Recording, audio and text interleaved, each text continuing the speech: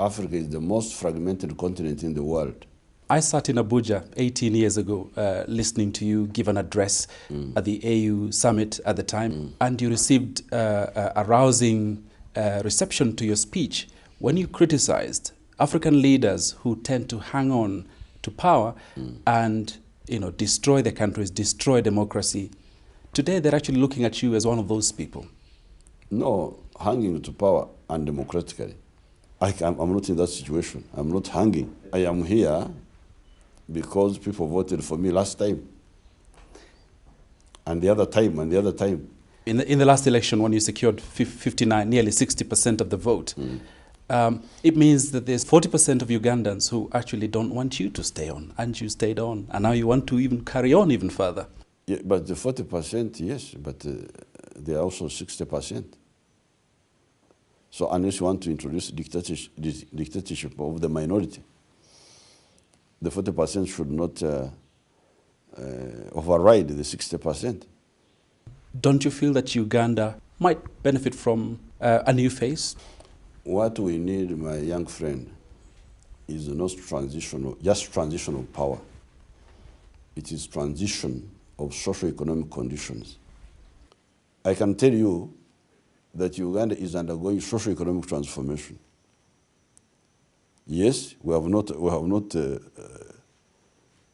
changed at least one person on top for the last 25 years, but a lot of changes, socio-economic changes, have taken place in the society. And I would even say that that's what Africa lacks. Socio-economic transformation, not this circus of changing these managers. What would you like your legacy to be? Two, Uganda to become a first world country instead of being a third world country. And we are moving towards that. We shall be a middle income country by the 2015. Then secondly, regional integration. I want to see an East African Federation. Because you work for BBC, you admire America, many of you. In fact, many of you worship America instead of worshiping God. But then why don't you want to be strong like America is? Why do you think Africa should not be strong?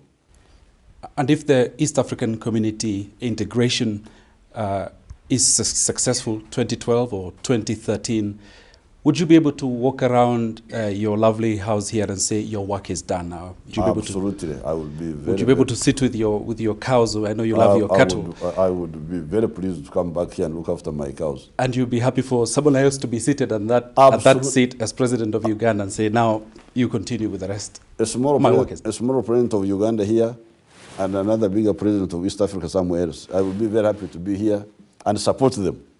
If things don't turn out the way you have predicted, as in a big win, and for example, say Kizza Besigye wins the Ugandan election, will you hand over power to him if he wins this election?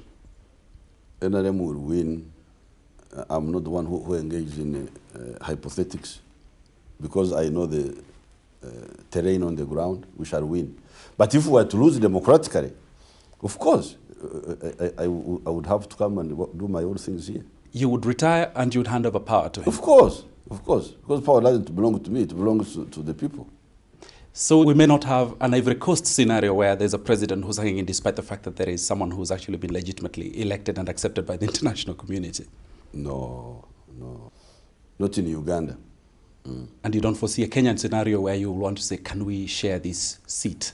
No, it's not possible. It's not possible. Uganda is a totally different country in terms of history. In terms of history. We are a country of freedom fighters. It's totally different. You cannot have a paralysis here.